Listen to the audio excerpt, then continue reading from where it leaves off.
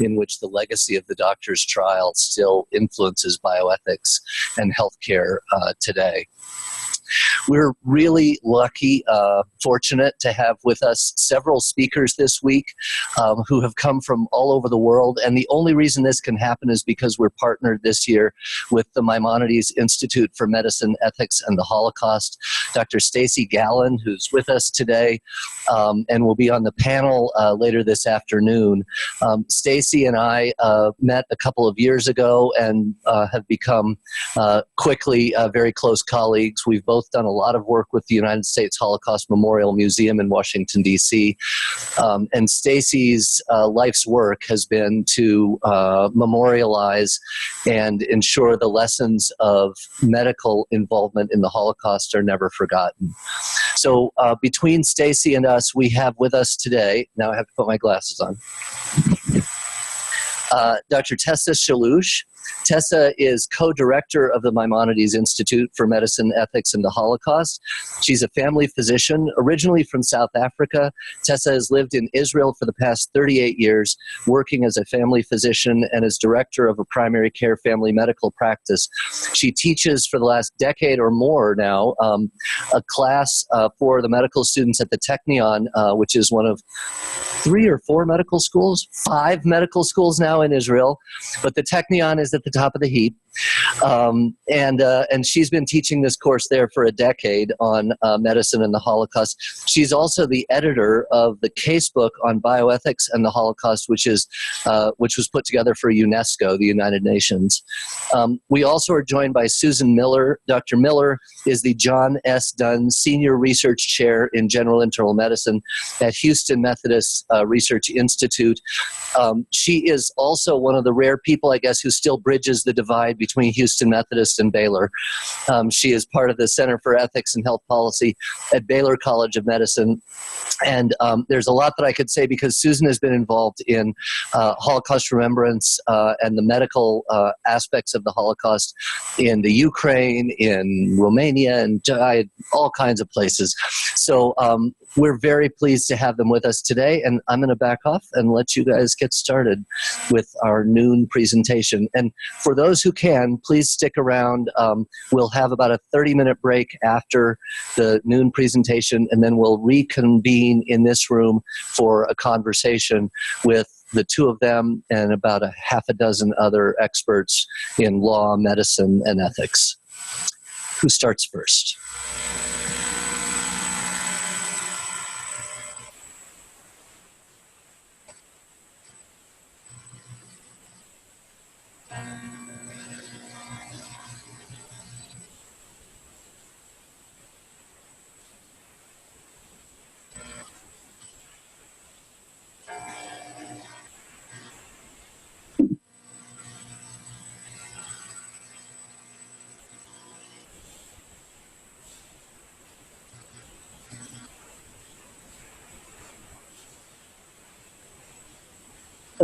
No.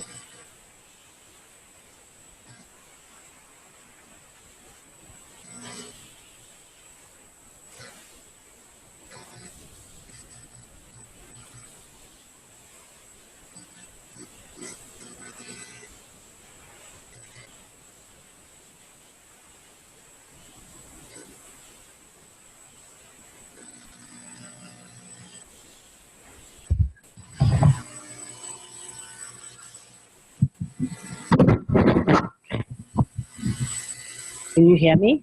Yeah. Okay, thank you very much to Matt for being invited here today. Thank you for Stacy from the Maimonides Institute of Research of Medicine and for the Holocaust, also for co-planning this event. I'm very pleased to be here. I come from Israel, but I speak with a South African accent. I hope that it can be understood.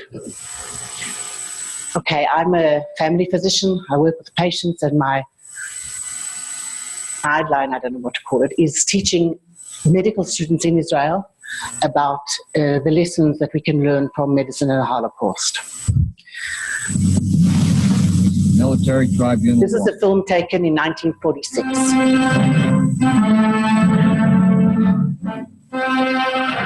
This is Nuremberg, Germany. Back from Nuremberg, And this is what we know as the doctor's trial, the Nuremberg medical trial. Those are the judges, 4 American judges. The Americans ran the trial.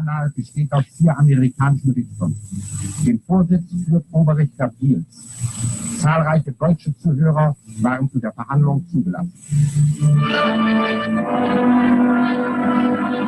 This is one of the first times, if not the first, that doctors, medical doctors, 20 of them, and 3 very high-ranking administrators in the Nazi government, in the Nazi medical association, organizations, were held for trial for crimes against humanity, basically for murder. And these are the doctors in the trial. Every single person sitting there is a medical doctor. 20 doctors, 19 men, and 1 woman. This is the first time that doctors are accused and found guilty of committing crimes against humanity, basically murder. Sowie unmenschliche medizinische Experimente begangen an hilflosen Männern und Frauen. Okay, that's the doctor's trial. They only charged 20 doctors, when in fact almost all of the German medical community was involved in the atrocities that occurred during those years. But 20 were charged, and 3, as I said, medical, high-ranking public officials in the medical system. At the trial, one of the medical advisors to the trial, one of the American medical advisors, stated these words: had the profession, my profession, medicine, taken a strong stand against a mass killing of sick Germans before the war, it is conceivable that the entire idea and technique of death factories for genocide would not have materialized.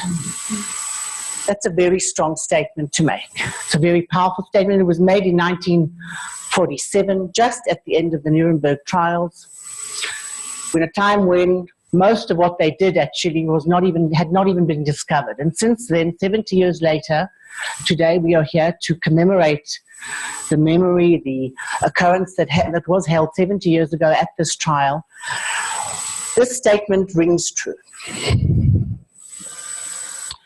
As part of the judgment of Nuremberg doctor's trial, the world received the first international code for experiments on human beings. And these were the 10 points that the judges issued at the trial. The first one being, as everybody can see, voluntary consent is absolutely essential. But after the trial, the medical world, as much of the world was about the Holocaust and the war in general, was silent for decades. It was more comfortable to think that those Nazi doctors were crazy, barbaric, psychotic, mad. They weren't like us. They weren't for people like us. We could never do things that they did. And the medical world especially was silent. Nobody talked about it. Nobody wanted to listen to them. And it was thought that the Nuremberg Code was written for the Nazi doctors, not for us. As you can see here, as I look back on it, the interpretation of these codes was that they were necessary for barbarians, but not for upstanding people. But this wasn't about a few crazy, mad doctors. This was about the whole German profession. In fact, 50% of the German doctors in Germany were members of the Nazi Party. Just to show you other free professions who were members of their own choice, they were not forced to. The teachers about 22%, musicians about 24%, but 50% of the medical community chose to be members of the Nazi Party. So this wasn't about a few crazy doctors who decided one day to do very cruel things. This was about the whole profession. It didn't begin with the Nazis. It didn't start with the Nazis. Eugenics was a worldwide recognized science of improving or impairing the racial quality of future generations. They were going to improve the human race. And it began in England with this man, Galton, who is Charles Darwin's cousin. And it became a worldwide movement. There was eugenics in England and in France and in Sweden and in Brazil and in Japan. And this was what the eugenicists claimed was good for society. People who were shown in the picture, productive, young, healthy offspring. There was no internet, there were no airplanes, but they held international conferences on eugenics. The first one in London, the second one in New York, the third one in New York, 1912, 1921, 1932. It was an international movement, and doctors were the leading figures, medical doctors in the leading figures in this movement, who really believed that they were going to improve human society with this scientific theory of eugenics. And of course, America had its own eugenics movement, a very strong eugenics movement. These were the two major forces behind the movement. There were many people involved. In America, more psychologists and anthropologists and sociologists were involved rather than in other countries where doctors were involved. But doctors were at the head of this eugenic movement. What did they believe? That certain categories of people were unfit, were unqualified to be members of society. They held exhibitions to explain to the community, as you can see in the picture, to explain this field. What was eugenics? They got records of people who were feeble-minded, which is a class on its own, a big bag of different various categories, including mental illness and psychiatric illness. But other kinds of people were also deemed unfit to be members, or at least equal members, of society, as you can see in the list. And this was the American list. This is an American list long, long before we even come to thinking of Nazi Germany. Indiana was the first state in America, 1907, to pass a eugenics law. This wasn't just a movement or a belief, this was a law. And what did they decide? They decided they were going to have a practical policy to this eugenics movement. They were going to sterilize people who belonged to those categories that I showed you, so that they did not have, or they did not produce future generations of people who were unfit for society. One of the classic cases that many of you might be aware of is this case in the picture in the States that went to the Supreme Court. Carrie was a 17-year-old teenager who had the unfortunate luck to be born to her mother, who was a borderline mentally defective woman who was institutionalized, as was very accepted at that time, and who fell pregnant. Carrie fell pregnant. She was 17. She had a sort of retarded mother, and at 17 she was raped and she fell pregnant. And she's in the southern states of America. So she is basically considered as one of those who society deems, and certainly her doctors deemed, unfit to produce more children like this. And her case went to the American Supreme Court. And the judge of the Supreme Court, a eugenicist himself, claimed that it was better for the world, instead of waiting to execute degenerate offspring for crime, or let them starve for their imbecility, society can prevent those who are manifestly unfit from continuing their kind. In other words, 3 generations of imbeciles, as they said, are enough. And she was sterilized against her will, and she did not have any more children. Sterilization became law in many states in America, and eventually about 64 to 70,000 people, men and women, were sterilized against their will. Many of them in prisons, many of them in hospitals. Now we're reaching Germany, and Germany learns from the rest of the world that in America and other countries they're also doing this. And here we see one of the leading eugenicists in Germany reading an American hereditary journal and learning what is going on in this country, and of course wanting to improve his country's race, just as the Americans and the other countries that they did. In Germany they called it racial hygiene. They didn't call it eugenics, they called it racial hygiene. In other words, they're going to improve the hygiene of the race, of somebody who looks like that, the Nordic race. Hitler was greatly influenced. He had friends who were publishers of the eugenics literature and sent him books while he was in prison, or when he was writing his doctrine of Mein Kampf, and he was impressed by the racial hygienists who in fact were talking the same language that he was. They were giving him a scientific legitimation for his racist political theories. Ethically, the doctors in Germany, we have not reached the war. We haven't even thought about the war yet.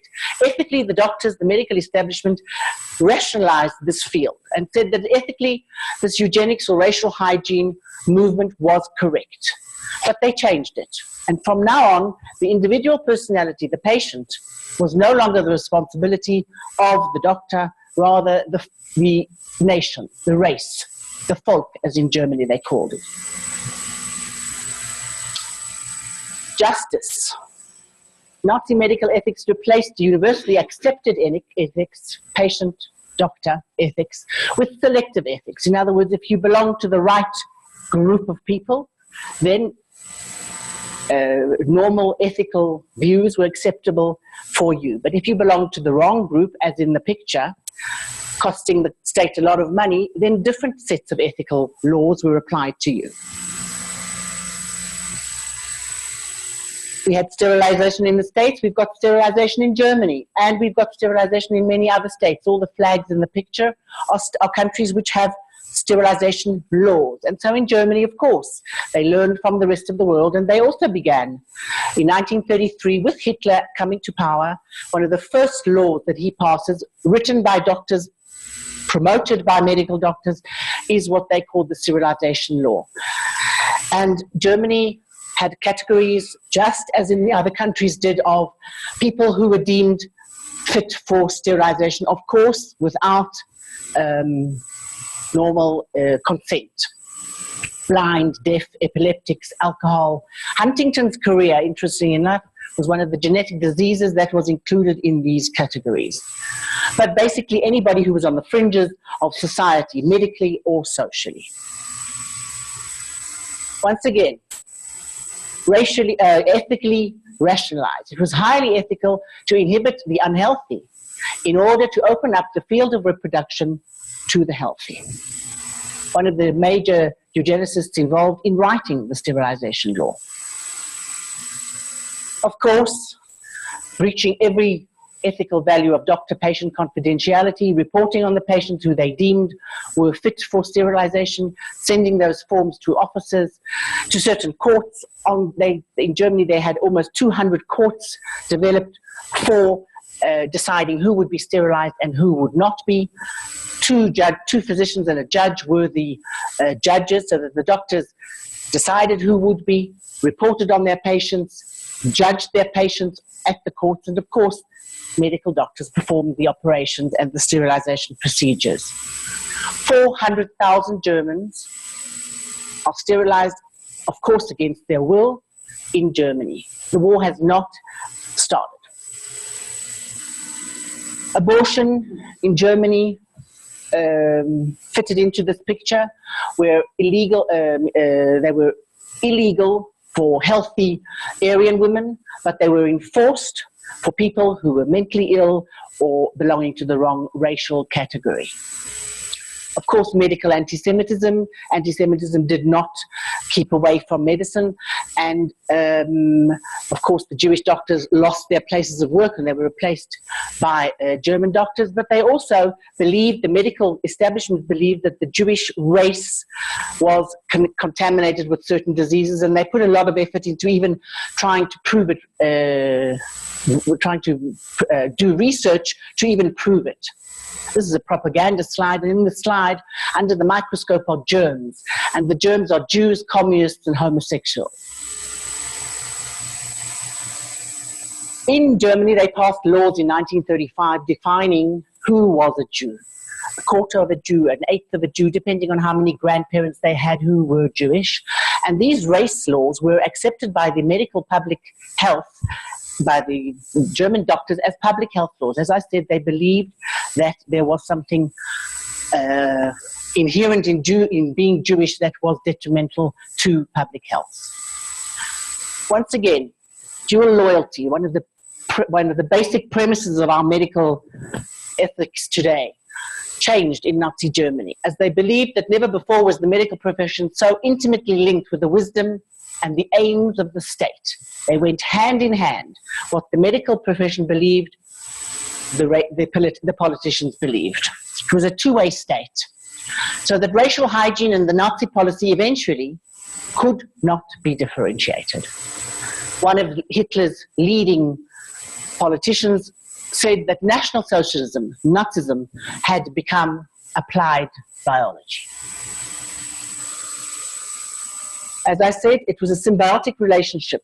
Hitler was known in the poster, it says in German, he is the doctor of the people. Hitler is going to correct all the ills of German society, which was really in a very, very complicated and difficult position after the First World War, with a lot of unemployment and a lot of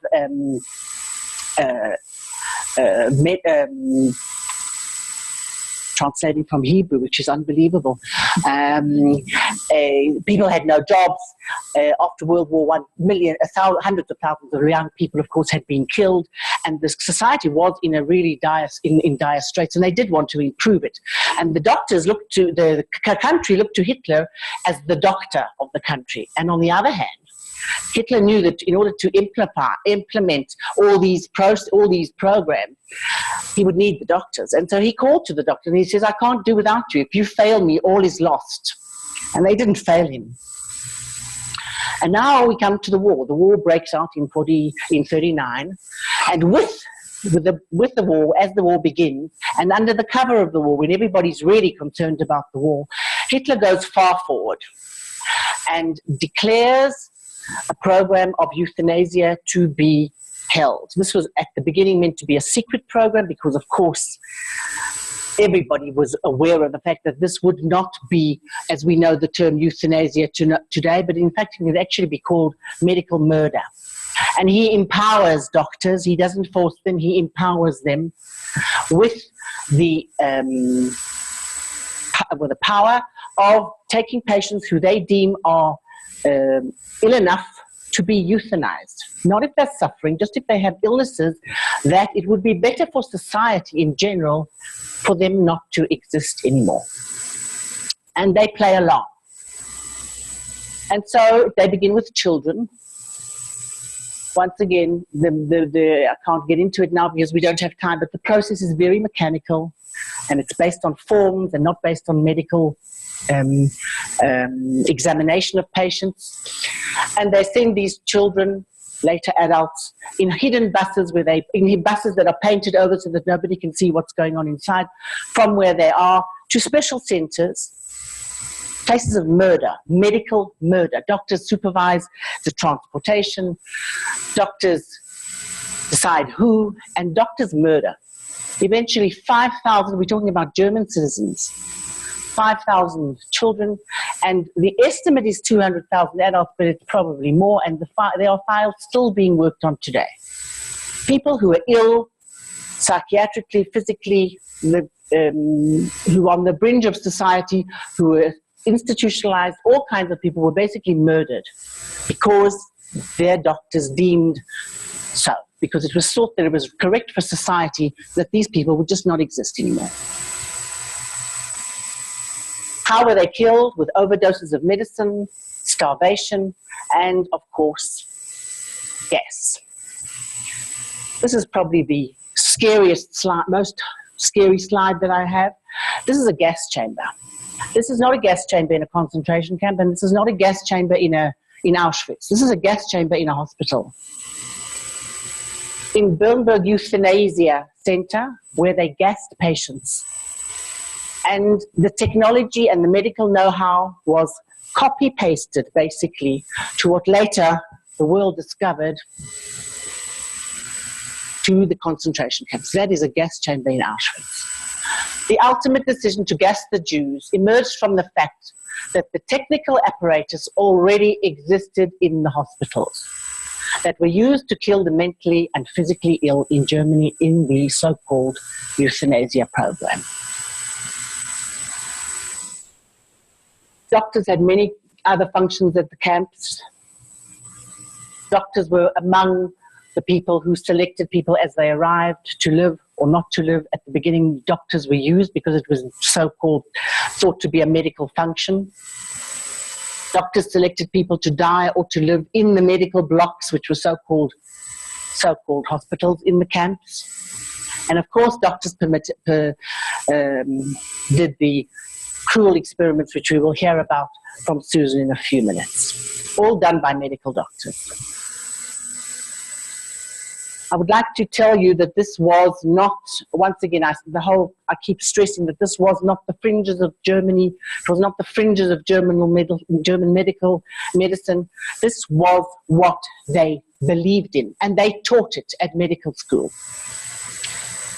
Germany was the first in many things. Germany was the first in medicine. In fact, Germany was like the States is today. I know from Israel, if anybody in Israel wants to learn anything in medicine, they come to America, and they specialize in America.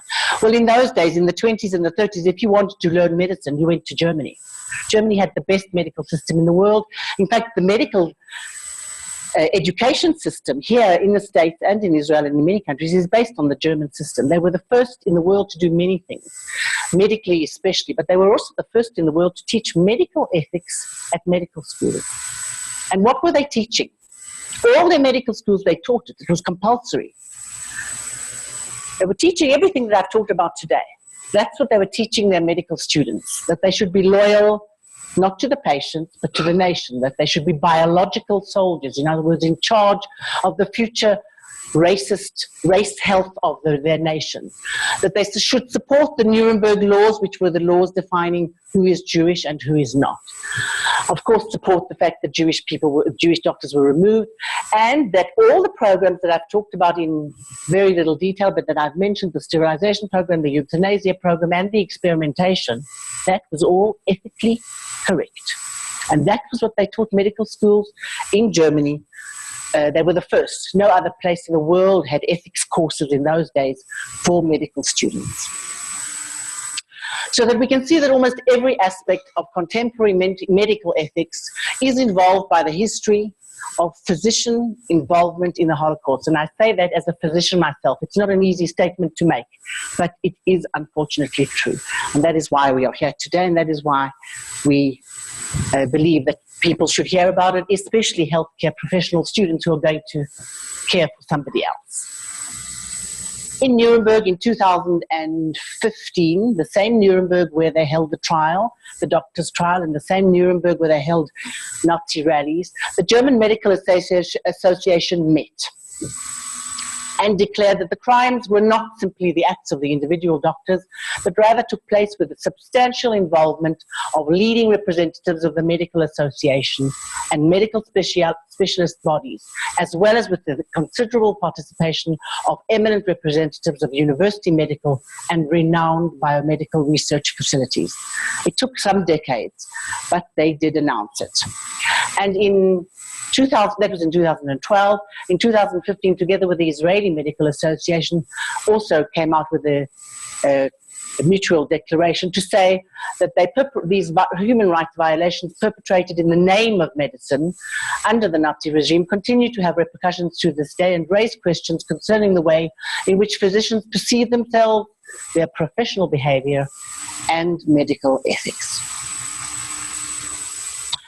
So that I think that there is, not only me, but I do think that there is a justification to educate on the medical atrocities. It's not enough to say that it was only about those few crazy German Nazi people. It is definitely not enough to say it could never happen again. And this is a casebook that we produced for UNESCO Chair of Bioethics, where we talk about personal people. We bring it to a personal level. We take the name of a Nazi perpetrator doctor, a victim, and a Jewish doctor. We got permission to make half the book ethical dilemmas of Jewish doctors who worked and had ethical dilemmas, and we put a name, we put a face to a person, and we teach the subject using people, using a name and a face, and it makes it much more personal and better for medical students, of course, to understand. We are only people. By discussing personal cases, we believe that we can help educate students and also combat ignorance and prejudice. Numerous experiences, of course, point to the fact that given the right circumstances, we are all prone to cruelty, capable of blindly following a powerful evil. Doctors, as human beings too, should do well to be reminded of this as we hold the power of life and death decisions in our hands. That is, in a nutshell, what I would like to tell you today.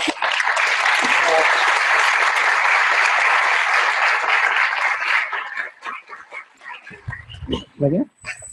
There you go.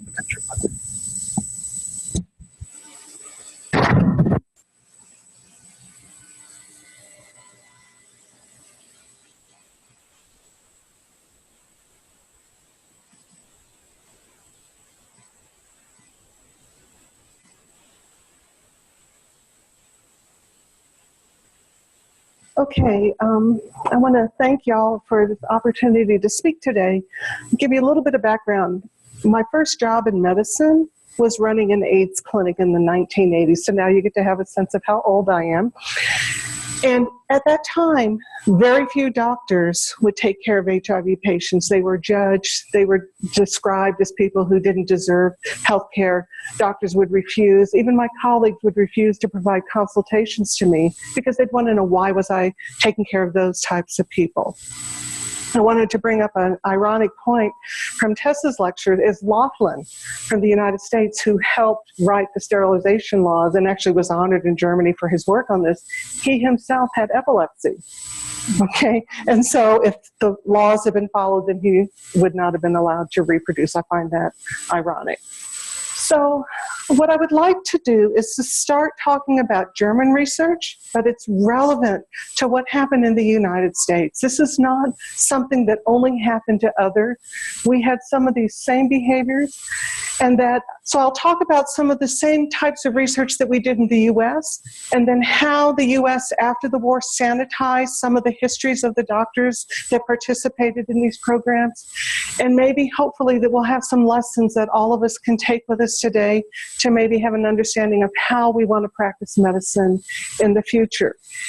And I want to emphasize a point that Tessa's made, that these doctors thought that they were behaving in an ethical manner. They were using utilitarian ethics. They could justify the behaviors. It was young doctors by the majority of people that were implementing these programs, okay, because they didn't have mentors that say, no, you don't do this. It's not the way to look at this.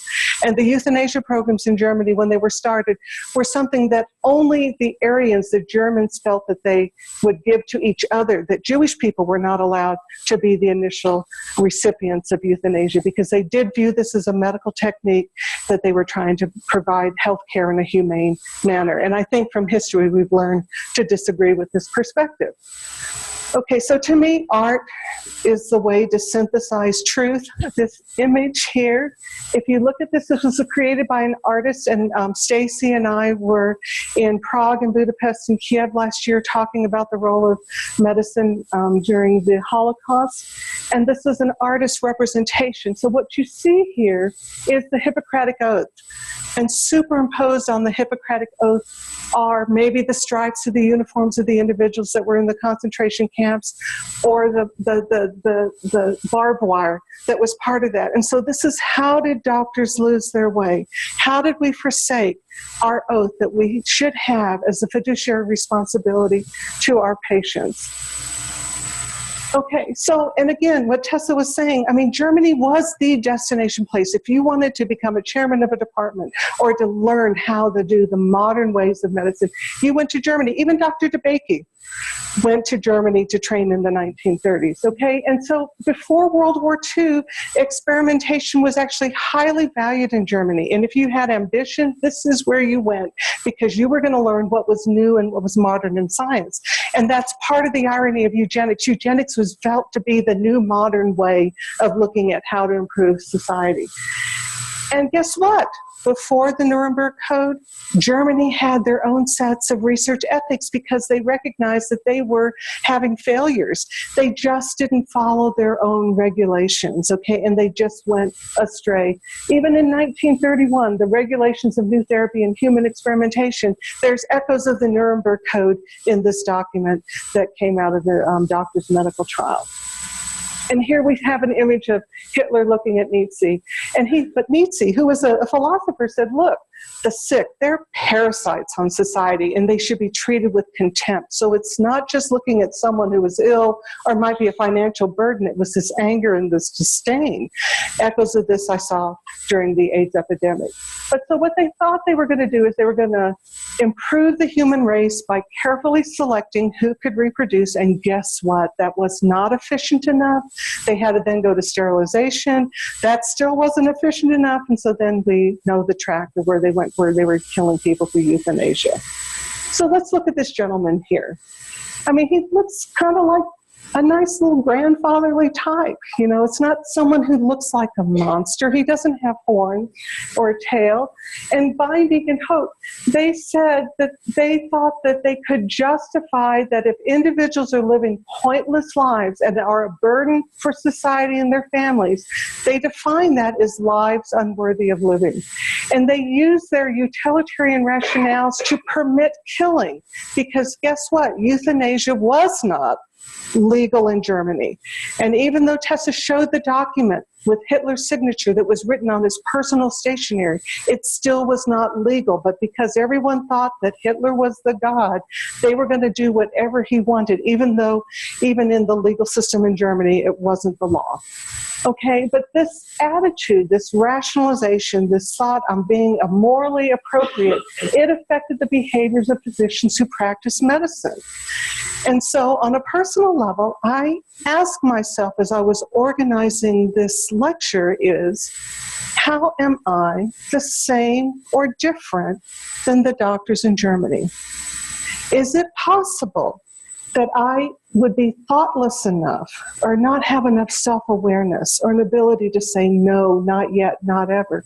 Could I myself have done the same thing?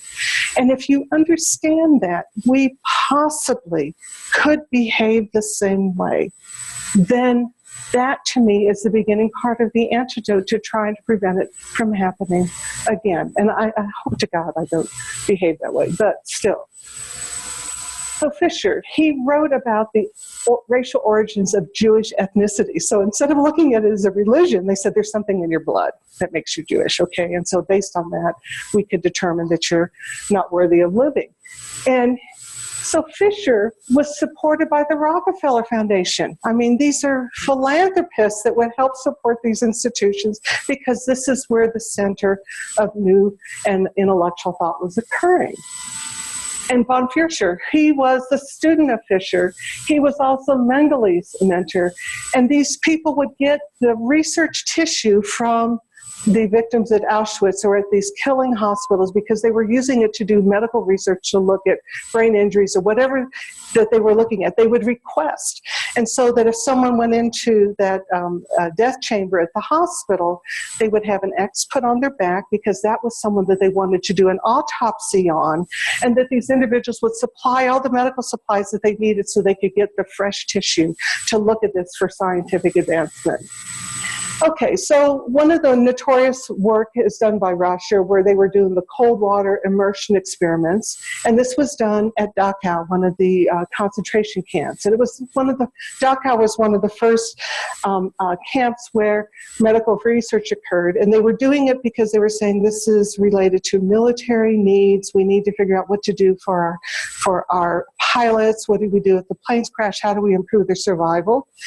And Charles Lindbergh, the pilot, from the United States, who was actually pro-German, he himself in the U.S. participated in some of these cold experiments to help improve the survival of their military employees. And so what happened is that the physicians would have a lot of ambition, so they would apply to military institutions to do this research or to the government to be able to participate in this. And at Dachau, which was originally a political camp based on some British history, they did work on decompression, freezing, malaria, tuberculosis, sepsis, seawater, and medication experiments. But in Russia had high ambitions because he wanted to be part of the National Socialist group. But when they looked at his research after the war, they found out a lot of it was fabricated. And Himmler possibly found out that this research was fabricated because Russia himself was killed before the end of the war. And just another thing is he was the gentleman who invented the cyanide capsules. That's just another little historical tidbit. Okay, so, but this work that he submitted to Himmler showing some of the research was actually used as evidence at the doctor's trial in Nuremberg to show that they were planning through these experiments for people to die. It was part of the design of the research experiment to see what happened when they died, and they did autopsies immediately to look at what was happening to the brains, seeing what happened with all the oxygenation and air bubbles and all this sort of thing. And that they think that up to 200 individuals died in this intentional research. But it wasn't just military research. They were also trying to come up with different ways to improve sterilization. Okay, so Clawberg and Horst Schumann, these were individuals that said, we are going to look at radiation and how to inject chemicals into the uterine cavity. How can we do very efficient forms of sterilization? And one of the things that Georgianis, I love this quote, it says, even if you have a supply of compliant martyrs, trials have to have ethical validity. So even if they quote unquote said, yes, I would participate in it because it might get some more food or something, it's still these trials were not ethically valid. And part of the research that occurred in Germany, that they think that at least 70 trials were criminal in their nature. Okay, so in this gentleman, he was a research gynecologist. Actually, the Nazis liked him because they were trying to improve fertilization procedures in the Aryan women. And that was his work. He knew a lot about progesterone. He knew a lot about infertility. And so what happened is that they said, look, you're part of our intergroup, and we're going to help you figure out ways that you can do this research. So his research occurred at Auschwitz. Then when the Russians were coming and he had escaped from Auschwitz from his research location, he went to Ravensbrück. And that's where he was captured by the Soviet troops. And one of the things to be aware of, even though we talked about the Nuremberg medical trials and that these were American lawyers that were part of it, the Russians themselves too held medical trials against some of the notorious behaviors that occurred under the Third Reich. But guess what? In the U.S., we did this too. The Atomic Energy Commission was saying, oh, I'm hearing some of the stuff that's happening out in Nuremberg. Maybe we need to look at how we do consent. But they themselves, between 63 and 73, they did radiation research on prisoners in Washington and Oregon. Okay. This is post-Nuremberg. This is still occurring in the U.S. And they said that 130 inmates willingly agreed to participate in these studies, where the inmates themselves received the equivalent of 2,400 chest x-rays of radiation exposure to their testes. Okay, post-Nuremberg trial, U.S. research that occurred. I was just showing you an example of the lovely research facilities that occurred. It's not quite what we have here.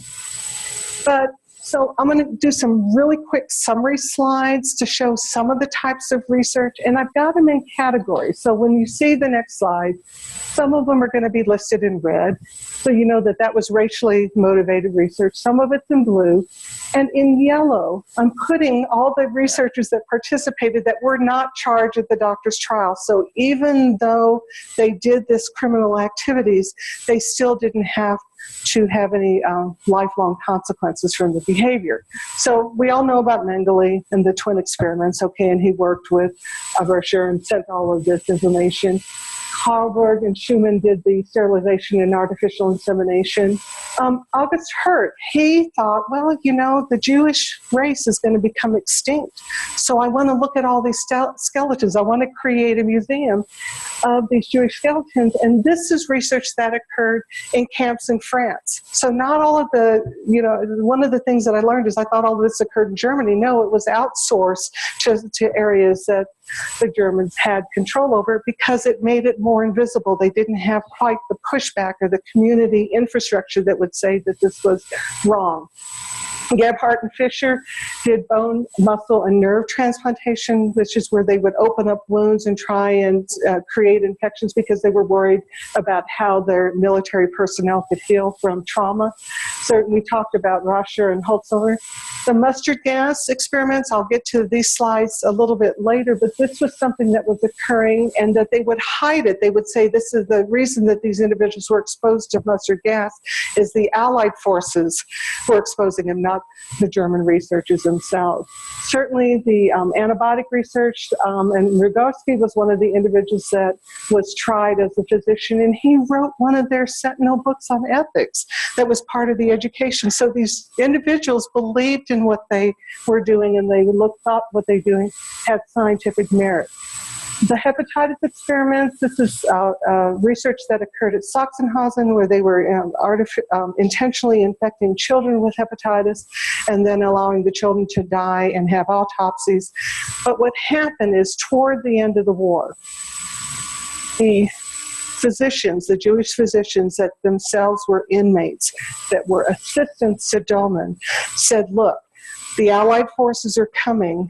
Please don't kill these children, because they're going to look at you more favorably. And even though we're your doctor prisoners working to help you for this research, we will put in a good word for you. So this gentleman did not get tried as part of the Nuremberg medical trial.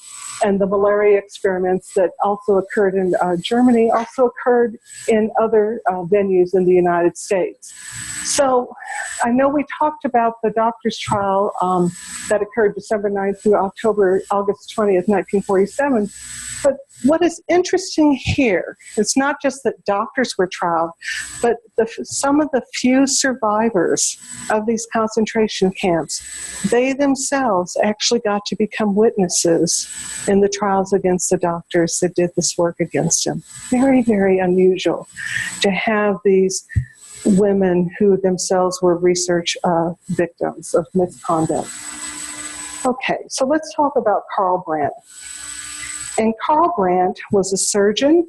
He was Hitler's doctor. Actually, Hitler had multiple assassination attempts against him, so he kind of always wanted a surgeon with him when he was traveling in case he needed to have an immediate resuscitation.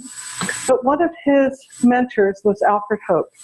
Okay, and Hope was the one who was telling him that really euthanasia is a good thing. And early in Brandt's career, he saw a lot of people that had injuries from chronic wounds and chronic pain. And so he thought, you know, that's not a life I'd want to live. So maybe euthanasia would be appropriate. And what he did is, in his head, he thought that this was scientific, he thought it was his medical duty, and he thought that actually that this was something that would have value scientifically. So if these people were already going to die, heck, we might as well do research on them also. And that's ironic is that when he was sentenced to death as part of the Nuremberg trial, he actually thought, why don't you use my body for research purposes? But the military said no. Okay. He also was killed at the same prison that Hitler himself had been incarcerated in the 1920s, where Hitler wrote Mein Kampf. So this is kind of a full circle moment.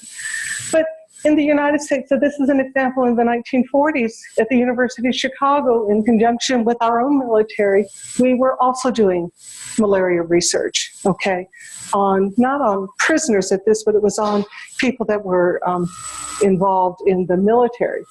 We also did mustard gas experiments, okay, because everyone was so afraid after the World War I that we would have this. And so even though the Geneva Protocol banned the use, they did not ban their development or stockpiling. And so we did these gas experiments, and it involved, in the United States, 60,000 American soldiers. And these soldiers, quote unquote, volunteered, either because they were going to get paid extra money or they were bored, or they said, you know, you don't have to volunteer. We're going to ship you out to the front. And so they said, no, I'll volunteer, because being shipped to the front was to them a death sentence. And it was only used one time in World War II. And so this is an example of an American soldier who himself was a victim. And what would happen is that you had to sign confidentiality agreements. You could not say that you participated in this research study. And so the doctors who took care of you once you were out of the military wouldn't know this history, but it was hidden in plain sight within our own country. And Annie Jacobson, she then has written a book about Operation Paperclip. And what this was a Cold War operation where we exploited German soldiers and scientists and physicians, and we brought them to the U.S. and sanitized their whole history so that they themselves could now work in the United States.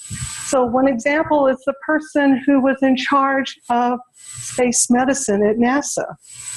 Was someone who knew about the hypothermia experiments, knew about all the work going on in Russia, and in Germany, and he was brought to the U.S., and he helped develop onboard life support systems and certainly the pressure suits and the space cabin simulators.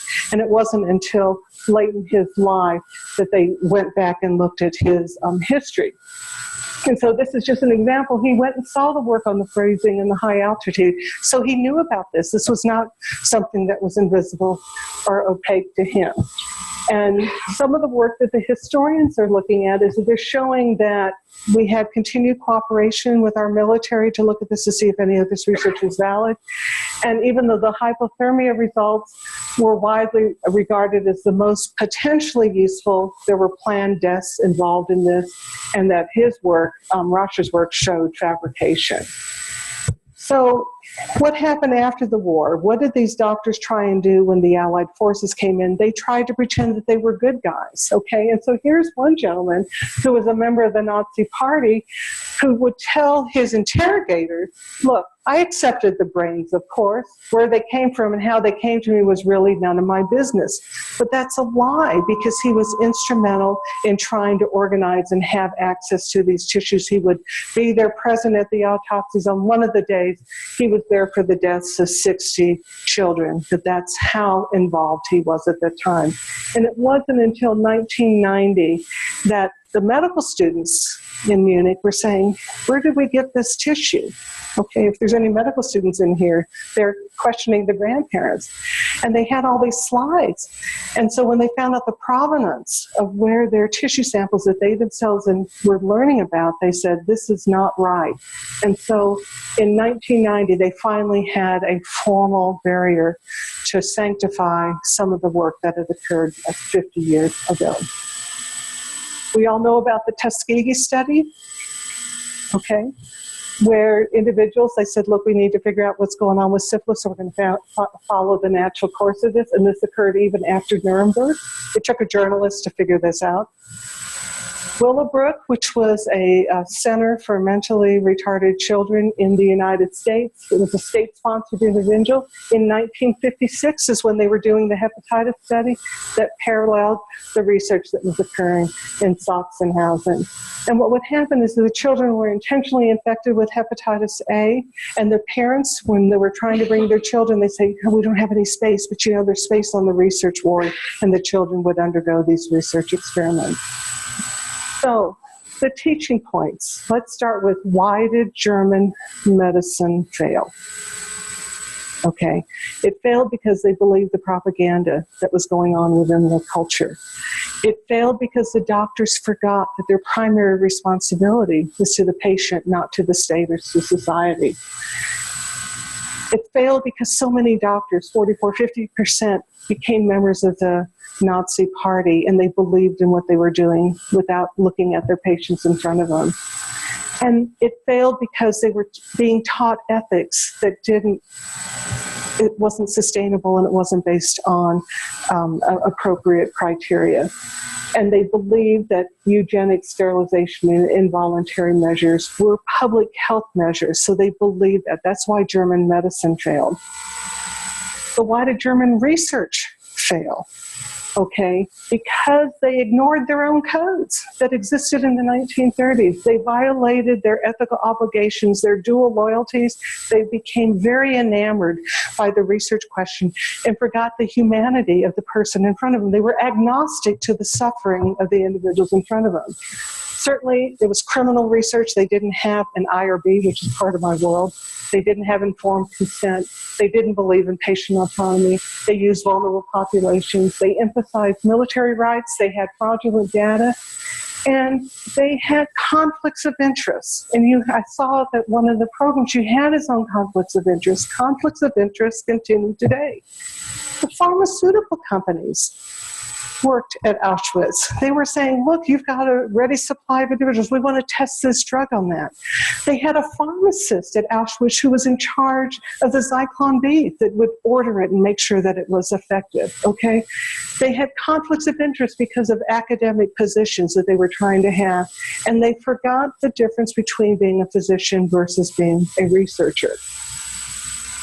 So what is one of the take-home points of the Nuremberg medical trial, the Nuremberg doctor's trial, is that the judge says, look, research is essential. We need to have research for advancement. But because of what happened under the Third Reich, it would make people not trust research for the future. So part of the development of the Nuremberg Code was to say we need to have a way to have research medicine to remain viable. And so the first thing they said is that voluntary consent is essential.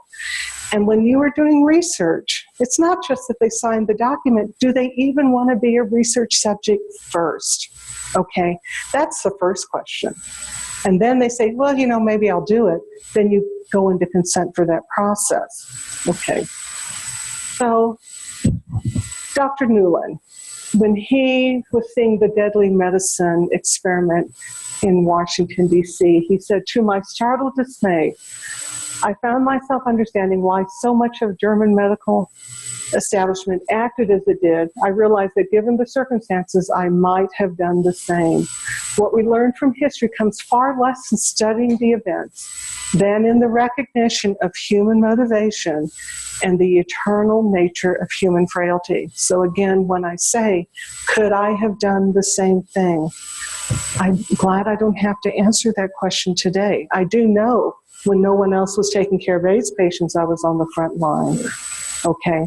And I was raised in a way to be a rebel, okay? Thank God for the rebels in society, but it's human nature. And unless we understand that, I don't think that we can educate toward it without having this recognition. So references if anybody wants some information, and thank you very much.